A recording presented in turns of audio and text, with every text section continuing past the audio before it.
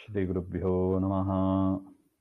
ವಂದೇ ವಂದ್ಯಂ ಸದಾನಂದಂ ವಾಸುದೇವಂ ನಿರಂಜನಂ ಇಂದಿರಾಪತಿಮಾಧ್ಯಾದಿಪರದೇಶವರಪ್ರದಂ. ಶ್ರೀಮದ್ವಾದಶ ಸ್ತೋತ್ರ ದಶಮ ಸ್ತೋತ್ರದಲ್ಲಿ ಮೂರನೇ ಶ್ಲೋಕ. ಸಕಲಧ್ವಾಂತ ವಿನಾಶಕ ಪರಮಾನಂದ ಸುಧಾಹೋ ಕರುಣಾಪೂರ್ಣವರಪ್ರದ ಚರಿತಂ ಜ್ಞಾಪಯಮೇತಿ.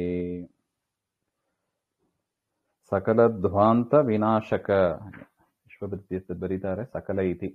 ಸಕಲಾನಾಂ ಸಮಸ್ತ ಸಜ್ಜನಾನಾಂ ಧ್ವಾಂತಃ ಅಂದರೆ ಜ್ಞಾನಾಂಧಕಾರ ತಸ್ಯ ವಿನಾಶಕ ಹಾಗೆ ಅಂತ. ಅಂದರೆ ಎಲ್ಲ ಸಜ್ಜನರ ಹೃದಯದಲ್ಲೂ ಇರತಕ್ಕ ಅಜ್ಞಾನ ಎನ್ನುವ ಕತ್ತಲೆಯನ್ನು ನಾಶ ಮಾಡತಕ್ಕವರು. ಆ ವೇದವ್ಯಾಸ ರೂಪದಿಂದ ಅದೆಷ್ಟು ಉಪದೇಶ ಮಾಡಿದ್ದಾರೋ ಅಂಥ ಮಹಾನು ಭಾವರು ಪರಮಾತ್ಮ ಹಾಗೆ ಅಂತ. ಸಕಲ ಧ್ವಾಂತ ವಿನಾಶಕ, ಮೇಲಿಂದ ಮೇಲೆ ಈ ಗುಣವನ್ನ ಚಿಂತನೆ ಮಾಡಿ ಅಂತಾರೆ. ಯಾಕೆ ನಮ್ಮಲ್ಲಿ ಕಲಿಯುಗದಲ್ಲಿ ಅಜ್ಞಾನ ಜಾಸ್ತಿ ಇರುತ್ತದೆ, ಅದರ ನಾಶ ಆಗುತ್ತದೆ ಹಾಗೆ ಅಂತ.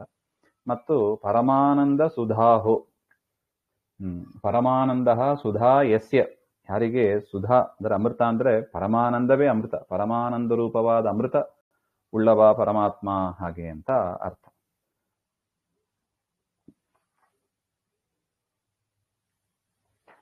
ಮತ್ತು ಇನ್ನೊಂದು ಅರ್ಥವನ್ನು ಬರೀತಾರೆ. ಪರಮಾನಂದಂ ಅಂದ್ರೆ ಅಲೌಕಿಕಂ ಸುಖಂ. ಲೋಕದಲ್ಲಿ ನಾವು ನೋಡ್ತೀವಿ, ಕೇಳ್ತೀವಿ, ತಿಂತೀವಿ, ಅದೊಂದು ಲೌಕಿಕವಾದ ಸುಖ ಇದೆ. ಆದರೆ ಪರಮಾತ್ಮ ಕೊಡತಕ್ಕ ಸುಖ ಅದು ಅಲೌಕಿಕವಾದ ಸುಖ. ಅದನ್ನ ಸುಷ್ಟು ದದಾತಿ ಇತಿವ. ಇಷ್ಟು ಹೇಳಿ ಅಹೋ ಅಂತ ಒಂದು ಪದ ಇದೆ ನೋಡಿ, ಪರಮಾನಂದ ಸುಧಾಹೋ ಹಾಗೆಂತ. ಅಲ್ಲಿ ಅಹೋ ಅಂದ್ರೆ ಹರೇಹೇ ಗುಣಾಹ ಆಶ್ಚರ್ಯಕರಾಹ ಇತ್ಯರ್ಥ. ಪರಮಾತ್ಮನ ಗುಣಗಳು ಏನಿದೆ ಅದು ಆಶ್ಚರ್ಯಕರವಾದದ್ದು ಹಾಗೆ ಅಂತ. ಅದರಿಂದ ಅಂತ ಗುಣಗಳನ್ನ ಒಳಗೊಂಡದ್ದು ಪರಮಾತ್ಮನ ಚರಿತ್ರೆ.